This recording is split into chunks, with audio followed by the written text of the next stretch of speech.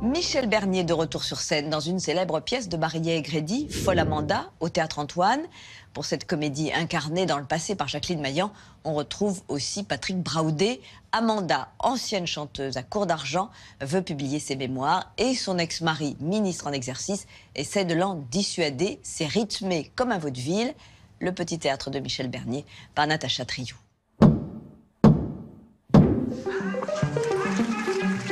Michel Bernier et Folle Amanda au Théâtre Antoine à Paris. La comédie emblématique du théâtre de boulevard, façon Barrier et Grédy, écrit en 72. Alors je ne sais pas pour les autres vieilles vedettes, mais en ce qui concerne Amanda, elle ne se porte pas trop mal. Merci monsieur.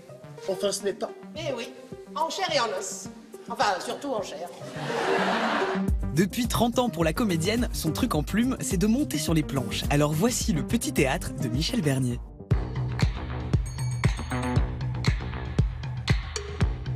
Petite, une de mes grand-mères était fan d'opérettes, donc j'allais avec elle au Châtelet voir des opérettes avec Georges Guettari, enfin, des noms qui ne veulent plus rien dire pour personne. Et c'est comme ça toutes les semaines, au petit bal du samedi soir. Peut-être que c'est là dont me vient l'amour du spectacle chanté. Beaucoup de peine à l'empêcher de jeter son pantalon au dos. Et puis au théâtre ce soir, vraiment, parce que chez moi, on n'avait pas la culture du théâtre. Mes parents n'y allaient pas, ils préféraient le catch, donc vous voyez, c'était quand même très différent. Et, et j'ai un souvenir, moi, de Robert Hirsch, dans Le fil à la patte. Je crois que c'est la première fois que j'ai eu un fou rire devant la télévision. Et je ne savais pas que le théâtre était aussi un endroit où on pouvait rire comme ça.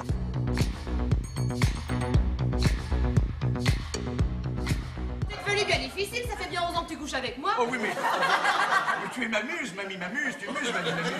Bon, alors c'est le titre. À partir de 82 et pendant 2 ans et demi, elle intègre le petit théâtre de Philippe Bouvard.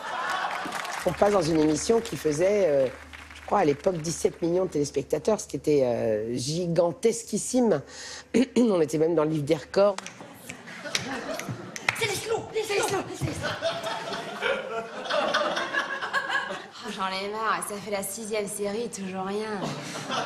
Écrire, faire rire, être en groupe comme ça tout le temps, rencontrer mes copines, Isabelle de Botton, Mimi Mati, tous les jours être en train de chercher qu'est-ce qu'on va faire pour faire rire. 2 heures qu'on est là. Oh, pourtant, j'avais mis une culotte propre. Donc ça nous a obligés à travailler d'une certaine manière, c'est-à-dire d'être travaillé à l'efficacité, on perd pas de temps, on va à l'essentiel.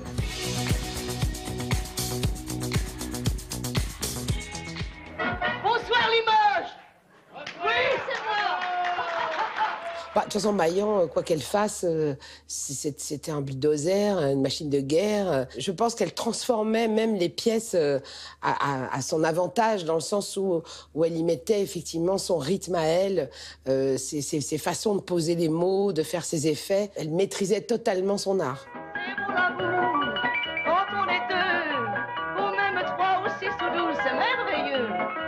C'est pour la vie, et je l'adore. Jacqueline Maillan, comme Maria Pacôme, comme Sophie Desmarais, et pour nous, pour toutes les actrices qui se sont lancées dans la comédie, elles ont été effectivement nos marraines, nos mamans, elles ont ouvert les portes pour nous. Mais sa marraine, c'est Josiane Balasco, sa metteuse en scène, avec qui en 2002, elle réadapte Nuit d'ivresse, un classique du café-théâtre. Ça fait 5 ans que je l'avais pas mise. Elle n'est pas rancunière. Elle me va comme un gant aussi. Comme une moufle, plutôt.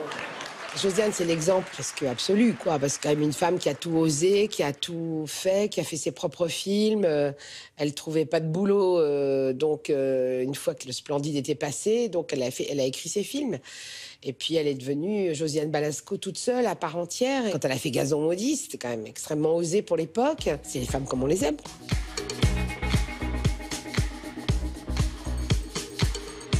Moi, je suis pas très cultivée, alors les auteurs, les grands auteurs, peut-être qu'un jour je ferai un Shakespeare, on va dire, un truc comme ça, quoi. Ou du Monterland, ou des choses qui... voilà, où je pourrais peut-être étonner les gens. Mais je sais pas si s'il y a beaucoup de rôles pour les femmes passer la cinquantaine. C'est un peu ça le problème. C'est que 95% de ces auteurs dramatiques sont des hommes, donc ils ont écrit pour des femmes jeunes. Enfin, Amanda, mais ce sont des truands. Oui,